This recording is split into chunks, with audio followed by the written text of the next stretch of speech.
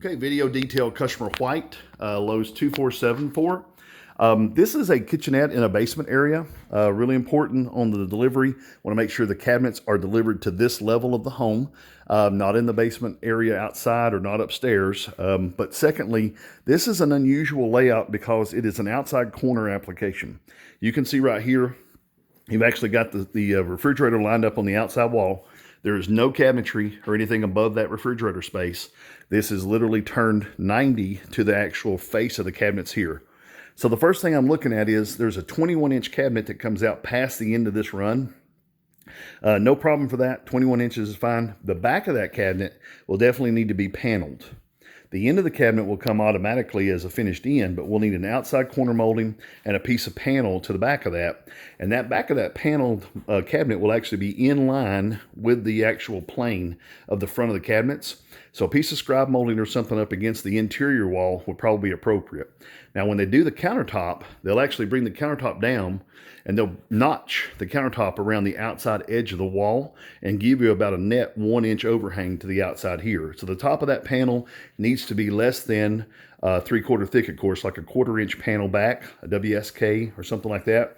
Doesn't have to be substantial or anything. There's not going to be anything sitting on it. The cabinet box itself will hold the stone's weight. Now, come around the corner, base 21 on the end. Then we have a sink base 21 here. Now, they're going to use a drop-in surface cooktop that's about a 20-inch 2-eye burner with a 110 connection. That's important because the interior of a 21-inch sink base is about 19.5 inches after all the sidewalls and stuff.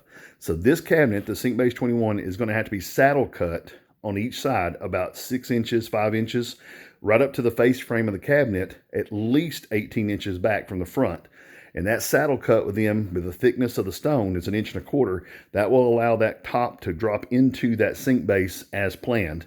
The other thing was your dishwasher's here, so you got to plug in for that one, no problem. Now, here's the issue with the standard overlay versus the full overlay. We have 110 3/4, 7/8 a wall, right at 111 inches, which is a divisible by 3. We actually have a base 12 in the design right up against the side of this. That base 12, if it's full overlay, is going to rub the wall as it opens and closes. And I don't know how plumb the wall and everything is in the field, but I would say we need to make sure that we go standard overlay so we don't have an issue with that materials. The door doesn't open and rub the wall and the actual cabinet itself. I can see here on the sheetrock as this comes down that the bottom of that is kicked out slightly. So if that wall has a little bit of a curve to it as we come down, if a full overlay cabinet goes there, I can't put any scribe, I can't put any sheetrock. We just have a hole that we can't fix. So standard overlay cabinet is definitely the way we should go with this one. It matches what's in the upstairs area as well. So there's really not a change in the look of the house as far as full overlay, standard overlay. Now we have a sink base 36 here in the design. The issue with that is 12 and 18 comes to 30 inches.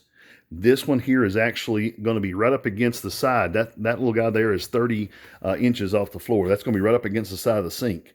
So we talked about making this a sink base 33 to where we can slide this over another 3 inches and put some fillers on either side of the dishwasher space. That will give us more spacing as far as this goes to be able to keep that to where the bowl of the single bowl sink will fit between these two. These two have exactly 30 inches between them, but they're not on the center of a sink base 36. They would be more toward the center of a sink base 33. That's not going to do anything as far as these plugs. That 3 inches is not going to hurt anything as far as the way they're laid out. But it definitely would be better for everything to work out, for that to work with a 33. Now that means the cabinet up here would end up being a 33 as well.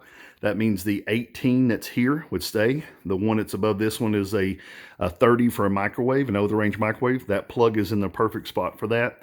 This end one then would change from a 12 to a 15 because we need at least 3 inches on the end. The customer does want some kind of crown molding at 90 inches, a CM8, the 2.25-inch molding. And it's because it matches what he has in the rest of the house upstairs for the other casements that are in the house. Again, do not design to all the way to the end with your boxes. You need to be at least 2.5 to 3 inches back from the end of the wall so your crown molding will return onto the plane of this wall. Do not come out past the edge of the outside corner.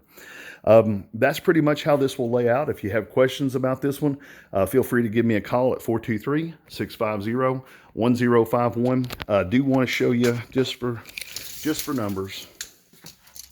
Didn't think about it until just now. There's you some numbers on where those pipes are.